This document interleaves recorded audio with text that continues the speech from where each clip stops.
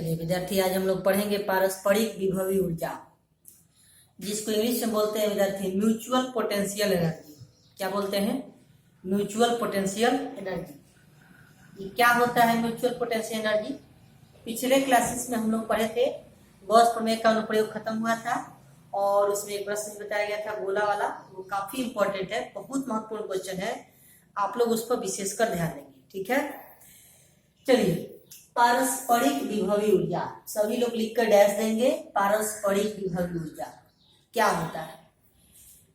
आप लोग याद कीजिए विद्यार्थी, आप लोगों को विद्युत विभव पढ़ाया गया था कि एक कूलम धन आवेश को अनंत से किसी निश्चित बिंदु तक लाने में जो कार्य किया जाता है, वही कार्य उस बिंदु पर विद्युत विभव कहलाता है। एग्जैक्ट वैसा ही पारस्परिक विभवी ऊर्जा भी होता है, सिर्फ एक कूलम धन आवेश की जगह पर क्यू धन आवेश हो जाता है। क्या हो जाता है? क्यू धन आवेश। कहता है कि किसी क्यू धन आवेश को अनंत से किसी निश्चित बिंदु तक लाने में जो कार्य किया जाता है, वही कार्य पारस्परिक विभवी ऊर्जा कहलाता है। आ गया समझ में? फिर से समझिए, किसी क्यू धन आवेश को अनंत से किसी निश्चित बिंदु तक लाने में किया गया कार्य उस बिंदु पर पारस्परिक विभवी ऊर्जा कहलाता है। मतलब वही कार्य, जो जितना कार्य किया जाता है वही कार्य पारस्परिक विभवी ऊर्जा कहलाता है। समझ में आ गया? चलिए आप लोग इसको लिखिए, नोट कीजिए, हम बोल रहे हैं, लिखिए लिखिए। क्यू धन आवेश को अनंत से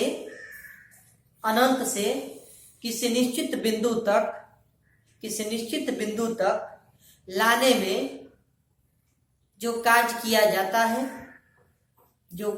जाता है वही कार्य पारस्परिक विभवी ऊर्जा कहलाता है। वही कार्य पारस्परिक विभवी ऊर्जा कहलाता है। इसे यू से सूचित करते हैं, लिख चुके विद्यार्थी।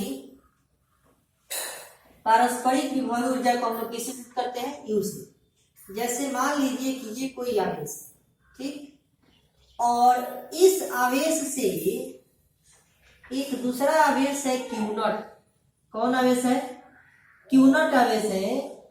ये जो आवेश क्यू नॉट है, ये इनफाइनाइट डिस्टेंस पे, अनंत दूरी पर। अब ये अनंत दूरी पर जब ये आवेश है, इसको अनंत से किसी निश्चित बिंदु तक लाना है, तो लाने में जो कार्य किया जाता है वही कार्य पारस्परिक विभवी ऊर्जा कहलाता है। स्पष्ट हो गया? अब देखिए कि इनफाइनाइट दूरी पर है, जब यहां पर लाया गया इस बिंदु पर, मान लेते हैं सपोज कीजिए कि ये बिंदु पर लाया गया, जब ये बिंदु पर लाया गया तो इस स्थिति में यहां से ये डिस्टेंस x, कितना है डिस्टेंस? x है।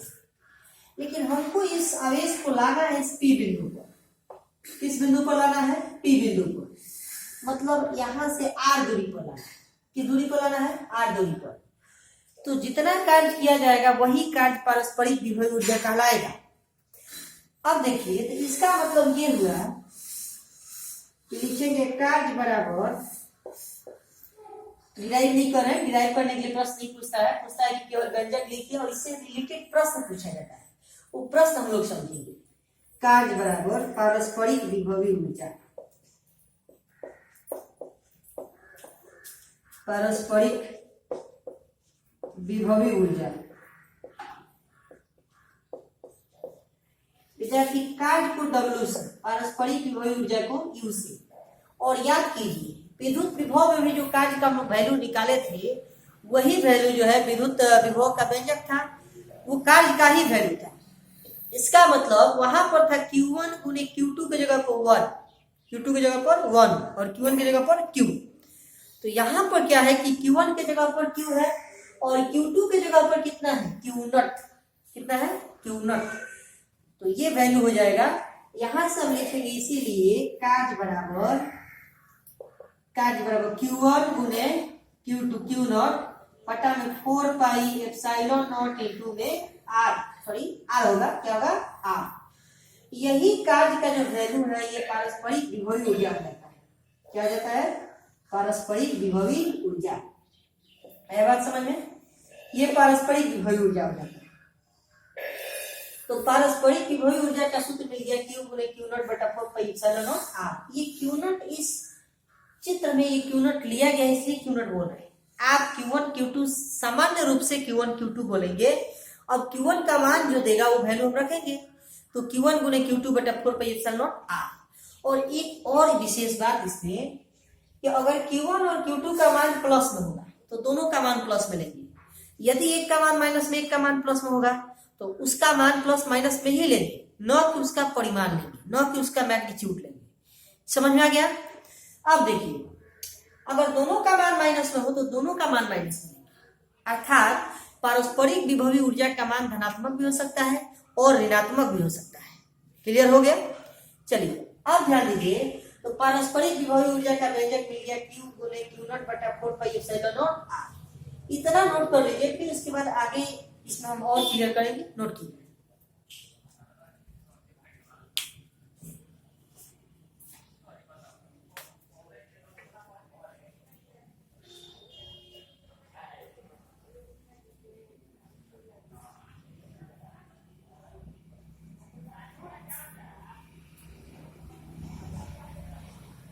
लिख चुके हैं।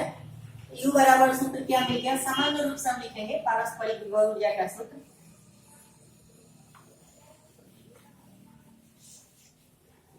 सामान्य रूप से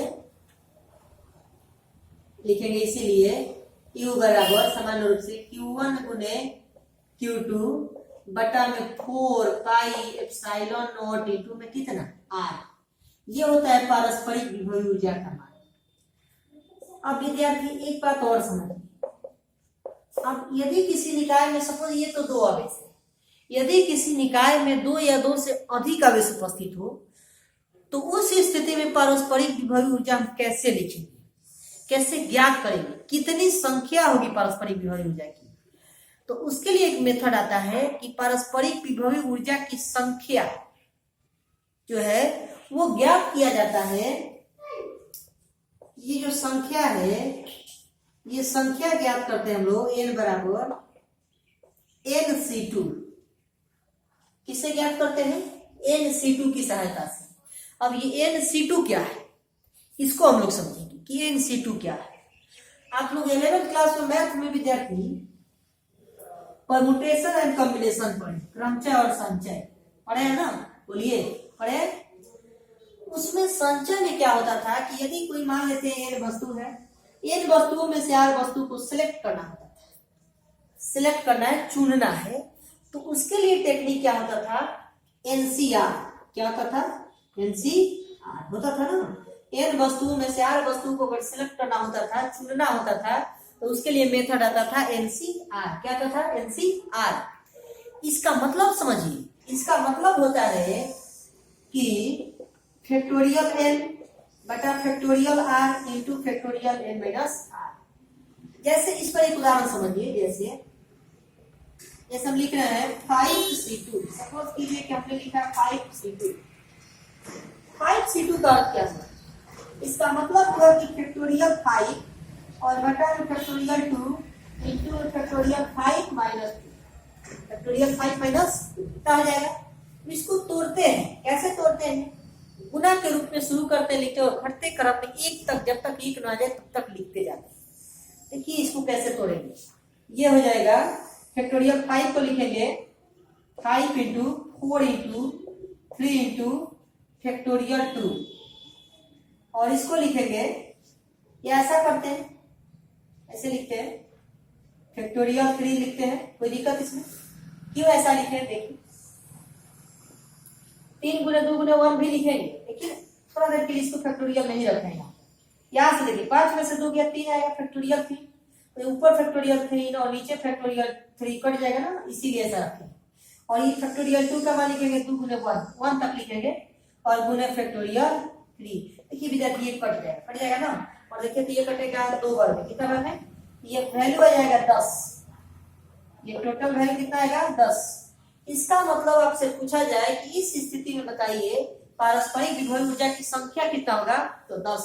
मतलब 10 बार लिखकर जोड़ना होगा। 10 बार लिखकर क्या करना होगा, जोड़ना होगा। स्पष्ट हो गया।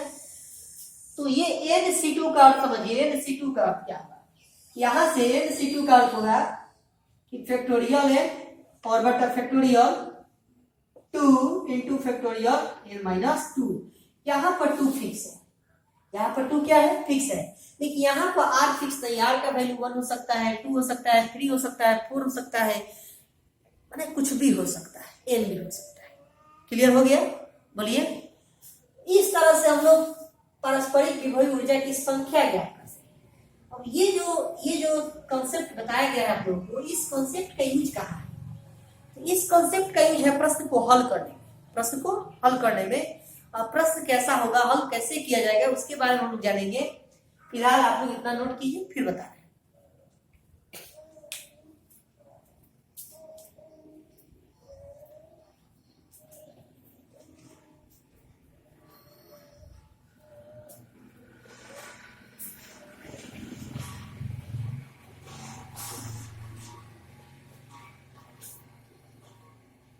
चलिए लिख चुके हैं।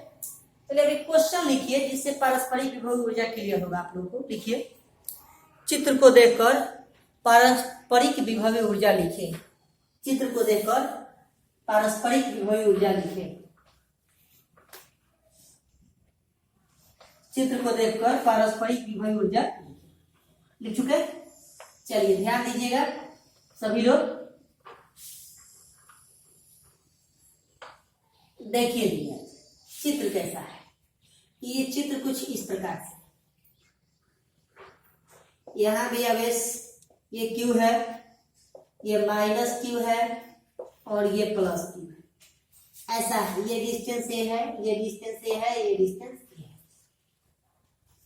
यही क्वेश्चन है, कह रहा है कि चित्र को देखकर पारस्परिक विभव ऊर्जा का मान लिखिए। तो सबसे पहले तो हम लोग को ज्ञात करना होगा कि पारस्परिक विभव ऊर्जा की संख्या क्या होगा, उतना बार लिखकर जोड़ना होगा। क्लियर हो गया। तो संख्या निकालने के लिए वही जो हम टेक्निक बताए हैं कि NC2, क्या बताया है, NC2। तो पहले हम संख्या ज्ञात करें कितना होगा, तो हम लिखेंगे संख्या बराबर, संख्या n बराबर NC2। क्या लिखेंगे, NC2। इसको लिखेंगे फैक्टोरियल n बटा factorial 2 into factorial n minus 2। यही ना होगा। बोलिए, यहां से लिखेंगे n की जगह कितना आगे से लिखेंगे 1 2 3, n की जगह होगा 3C2। ये फॉर्मूला बनेगा। अब इस फॉर्मूला को इस पर तोड़िए, इस पर रखें, तो n की जगह लिखेंगे फैक्टोरियल 3 बटा में factorial 2 into factorial 3 minus 2, factorial 3 minus 2। तो 3 में से 2 जाएगा तो कितना होगा, 1 होगा, 1 होगा ना। तो लिखेंगे यहां से पहले संख्या n बराबर, ये वैल्यू कितना आएगा, लिखेंगे फैक्टोरियल 3 को लिखेंगे 3 इंटू फैक्टोरियल 2 और बटा में लिखेंगे फैक्टोरियल 2 इंटू फैक्टोरियल 1। 1 का वैल्यू 1 होता है, फैक्टोरियल 1 का वैल्यू 1 होता है और फैक्टोरियल 0 का वैल्यू 1 होता है, याद रखेंगे।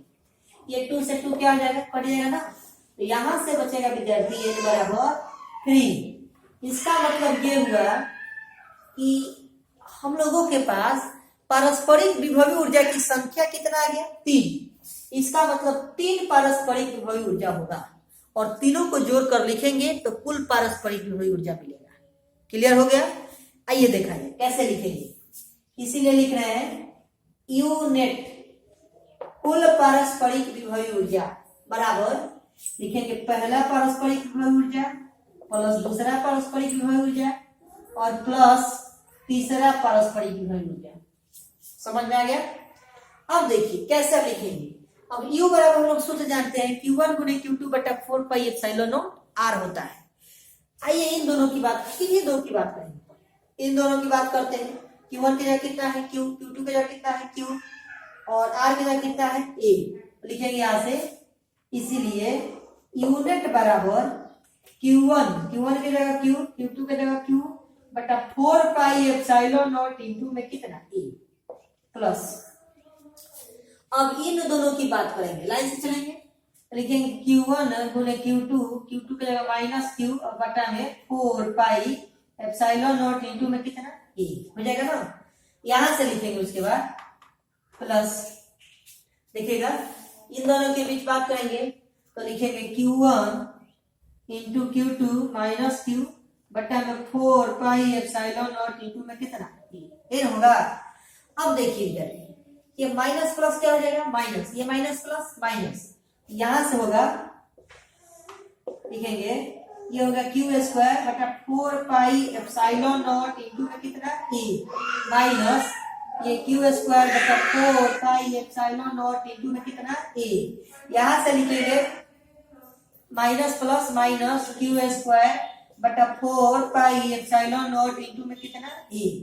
इधर देखिए ये प्लस माइनस एक कट जाएगा ना, वैल्यू क्या आ जाएगा देखिए तो u बराबर यूनिट बराबर माइनस Q स्क्वायर बटा 4 pi epsilon not into A। इसीलिए यूनिट बराबर माइनस Q स्क्वायर बटा 4 पाई एप्सिलॉन नॉट इंटू में कितना A। ये हो जाएगा पारस्परिक विभव ऊर्जा। आ गया समझ में। इस तरह से पारस्परिक विभव ऊर्जा हम लोग लिखते हैं। ये तो 3 है, तो 3 है तो स्पष्ट हो रहा है कि ये किसके कारण है, किसके कारण है, किसके कारण 3 होगा। लेकिन यदि उससे ज्यादा आवेश हो जाए किसी सिस्टम में और उसमें पारस्परिक विभव ऊर्जा लिखना हो तो उस स्थिति में आप कंक्लूड नहीं कर पाएंगे कि 3 होगा कि 4 होगा कि 5 होगा। उसके लिए फॉर्मूला लाया गया NC2। समझ में आ गया। चलिए इतना नोट कर लीजिए, फिर हम एक प्रश्न और करते हैं जिससे स्पष्ट हो जाएगा। नोट कीजिए।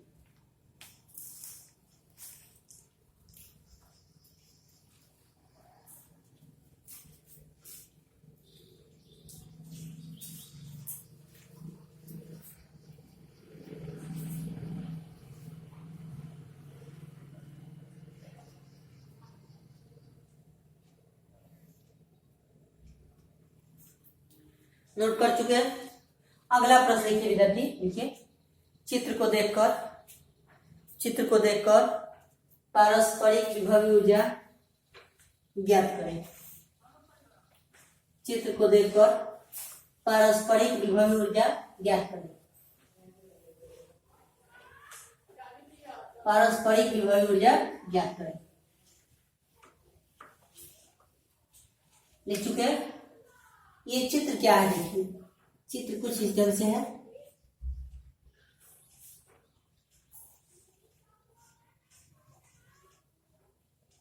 ये Q है, ये -2Q है, ये भी Q है और ये -2Q है। ये डिस्टेंस A है, ये भी डिस्टेंस A है, ये भी डिस्टेंस A है, ये भी डिस्टेंस A है। इसमें पारस्परिक विभव ऊर्जा लिखना है, ये प्रश्न। तो देखिए सबसे पहले देखेंगे इसमें कितने नंबर ऑफ चार्ज है, कितने आवेश है, आवेशों की संख्या कितनी है, कितनी है विद्यार्थी 1 2 3 4, मतलब इसमें 4 आवेश है। तो क्या 4 आवेश है तो क्या पारस्परिक विभवी ऊर्जा की संख्या 4 ही होगा या उससे ज्यादा होगा या उससे कम होगा, कितनी होगा। तो उसको ज्ञात करने के लिए हम NC2 का प्रयोग करेंगे, संख्या ज्ञात करेंगे, उसके बाद न लिखना है। तो पहले हम संख्या ज्ञात करेंगे। देखिए कैसे लिख रहे हैं, संख्या बराबर संख्या बड़ा N बराबर NC2। क्या लिखेंगे NC2। कैसे हल करेंगे इसको, देखिए N की जगह लिखेंगे 4C2, यही ना होगा। तो लिखेंगे इसको फैक्टोरियल 4 बटा फैक्टोरियल 2 इंटू फैक्टोरियल 4 माइनस 2, यही होगा ना। इसको लिख सकते हैं ऐसे कि 4 गुने 3 गुने फैक्टोरियल 2 बटा में इसको लिखेंगे फैक्टोरियल 2 इंटू फैक्टोरियल 2 होगा। किसी एक फैक्टोरियल 2 को तोड़ दीजिए तो लिखेंगे 2 गुने 1। ये देखिए ये वाला कट जाएगा और ये कटेगा कितना बार में, 2 बार में। तो कितना होगा 3 दूना 6।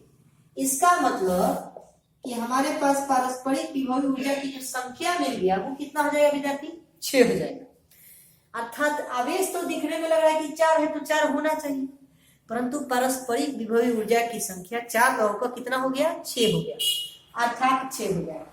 कितना हो जाएगा 6 हो जाएगा। स्पष्ट हो गया, ये क्लियर हो गया। अब लिखेंगे कैसे इसको वो देखिए। तो लिखेंगे इसीलिए पारस्परिक विभवी ऊर्जा यूनिट बराबर U1 plus U2 plus U3 plus U4 plus U5 plus U6 तीन होगा। अब 6 कौन कौन सा होगा वो देख लीजिए। एक इन दोनों के बीच, दूसरा इन दोनों के बीच, तीसरा इन दोनों के बीच, चौथा इन दोनों के बीच, और किसके बीच? तो एक भी ये विकर्ण के परितः और ये दूसरे विकर्ण के परितः। समझ में आ गया? कितना होगा? 6 होगा। तो विद्यार्थी ये तो वर्ग है ना, भुजा से दिख रहा है कि वर्ग है, तो वर्ग का क्षेत्रफल वर्ग का विकर्ण बराबर √2 गुणे भुजा, तो √2 गुणे हो जाएगा। इसकी लंबाई, इसकी भी लंबाई वही होगा, √2 गुणे 3। क्या इतना स्पष्ट हो गया? बोलिए। अब देखिए कैसे लिखेंगे, देखिए ध्यान देंगे। तो लिखेंगे इसीलिए यूनिट बराबर यूनिट बराबर लिखेंगे Q1 गुणे Q। यहां से स्टार्ट करते हैं, तो Q1 की जगह Q और -2Q, Q2 की जगह -2Q बटा 4 पाई एप्सिलॉन नॉट इनटू में कितना a n होगा। उसके बाद लिखेंगे प्लस, फिर इसके बीच, तो Q1 की जगह -2Q इंटू Q2 की जगह Q और बटा में 4 पाई एप्सिलॉन नॉट इनटू में कितना a, ये होगा ना। उसके बाद लिखेंगे फिर प्लस, अब इन दोनों के बीच तो लिखेंगे Q1 इंटू Q2 -2Q बटा में 4 पाई एप्सिलॉन नॉट इनटू में कितना a। उसके बाद लिखेंगे प्लस, इनके बीच तो लिखेंगे -2Q इंटू Q बटा में 4 पाई एप्सिलॉन नॉट इनटू में कितना a। ये तो हो गया भुजा के लोग, साइड के लोग। लेकिन अब कह रहा है कि अब साइड नहीं, अब डायगोनल विकर्ण है। तो अब विकर्ण के परितः, तो विकर्ण के लिए दूरी कितना होगा इन दोनों के बीच? √2 है। इन दोनों के बीच √2 है। समझ में आ गया? तो अब पांचवा लिखना, देखिए तो लिखेंगे प्लस Q गुने Q बटा में 4 पाई एप्सिलॉन नॉट इनटू में √2 है। उसके बाद लिखेंगे प्लस -2Q इंटू में लिखेंगे -2Q और उसके बाद लिखेंगे बटा में 4 पाई एप्सिलॉन नॉट इनटू में √2। क्या इतना समझ में है? बोलिए। अब इसको हल कर देना है, बट्टा का जोड़ घटाव तो पता है, चलिए वो भी हम करके दिखाते हैं। फिलहाल आप इतना नोट कर लीजिए, फिगर बनाकर फिर बताएं। नोट कीजिए।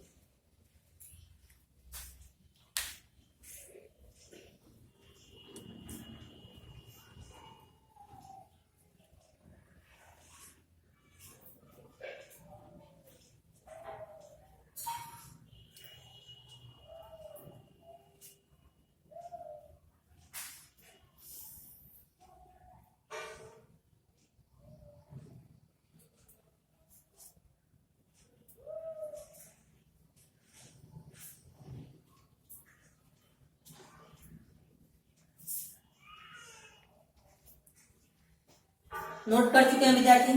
फिगर की आवश्यकता नहीं, फिगर को मिटा दे रहे हैं, फिगर की जरूरत नहीं है। ठीक है, देखिए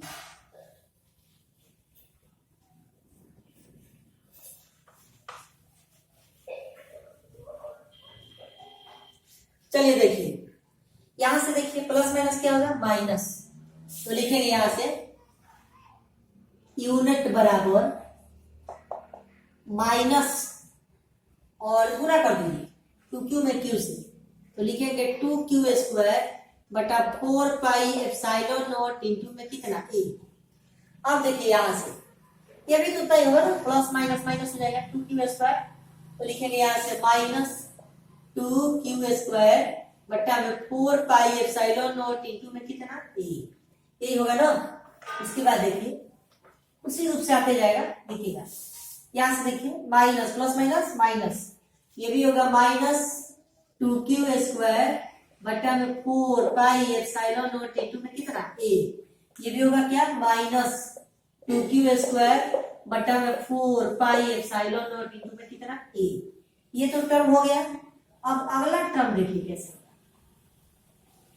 अगला टर्म ये देखिए प्लस गुने प्लस होगा, प्लस होगा, ये लिखेंगे प्लस Q² बटा 4 पाई एप्सिलॉन नॉट इनटू में √2a, और ये माइनस माइनस क्या हो जाएगा? प्लस, और 2 दूना 4, Q में Q से गुना करेंगे तो Q², लिखेंगे प्लस 4Q² बटा 4 पाई एप्सिलॉन नॉट इनटू में √2 इनटू में कितना a, ये होगा।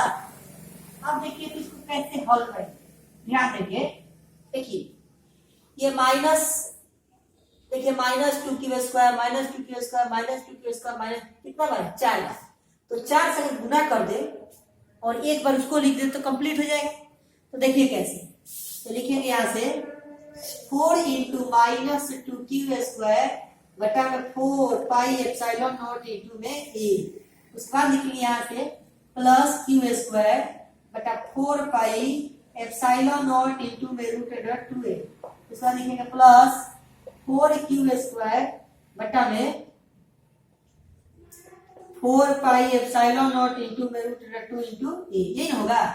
बोलिए अब देखिए ये तो 4 दूनी 8 हो जाएगा, -8, यहां से लिखेंगे -8q² बटा में 4 पाई एप्सिलॉन, ये ऐसा करते हैं, देखिए ना क्या कॉमन है, q² बटा 4 पाई एप्सिलॉन नॉट सब में कॉमन है ना, कॉमन लीजिए, कॉमन लेते हैं तो q² बटा 4 पाई एप्सिलॉन नॉट इंटू में a इंटू, देखिए ये -8 हो जाएगा, -8 प्लस यहां से हो जाएगा 1/√2, 1/√2 होगा ना, यहां से हो जाएगा प्लस 4/√2। बोले इसमें कोई दिक्कत, कोई दिक्कत नहीं, इतना हो जाएगा ना। अब इसका लसा ले लीजिए, तो लिखेंगे q² बटा 4 पाई एप्सिलॉन नॉट इंटू में a, इसका लसा लेंगे तो लसा होगा √2, ये होगा, ये वैल्यू हो जाएगा -8√2, उसके बाद लिखेंगे +1 + 4, ये होगा, ये 4 कितना हो जाएगा 5। इतना समझ में आ गया, बोलिए इतना आ गया, इतना नोट की फिर बताते हैं।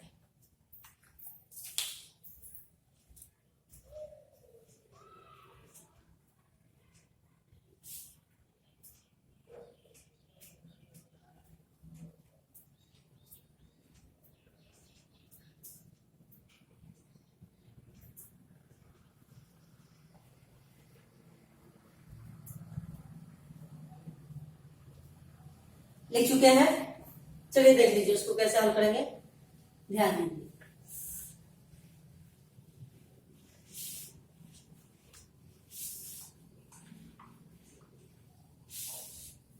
देखिए विद्यार्थी, ये 4 कितना हो जाएगा 5, यहां से लिखेंगे यूनिट बराबर q² बटा में 4 पाई एप्सिलॉन नॉट इंटू में a, इंटू में लिखेंगे 4 × 5 माइनस 8√2 और बटा में कितना √2, ये आंसर हो जाएगा इसका।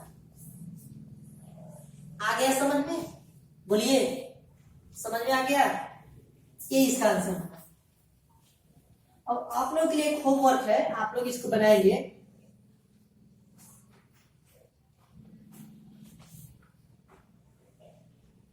ये होमवर्क है, ये q है, ये 2q है, सपोज कीजिए ये -4q है और ये q है और ये -6q है और ये डिस्टेंस l है और ये डिस्टेंस b है। इसको आप लोग बनाएंगे, समझ रहे हैं ना, इसको याद करिए, इसको बनाएंगे घर पे। और एक प्रश्न देखिए, एक और प्रश्न, सपोज कीजिए ये q है, ये डिस्टेंस b है और ये -2q है, -2q है और ये डिस्टेंस 4q है और ये डिस्टेंस 3d है। इसमें विद्यार्थी आप लोग बनाएंगे, ठीक, इससे रिलेटेड इसी टाइप का प्रश्न पूछा गया था 2016 या 17 में। वो प्रश्न अकेले नहीं था, प्रश्न में कुछ और भी कॉन्सेप्ट था। याद कीजिए कूलम्ब फोर्स में इक्विलिब्रियम का साम्यावस्था का प्रश्न किए थे, उस प्रश्न में कह रहा था कि पारस्परिक भौतिक ऊर्जा भी लिखिए, तो आप लोग लिख सकते हैं, बोलिए।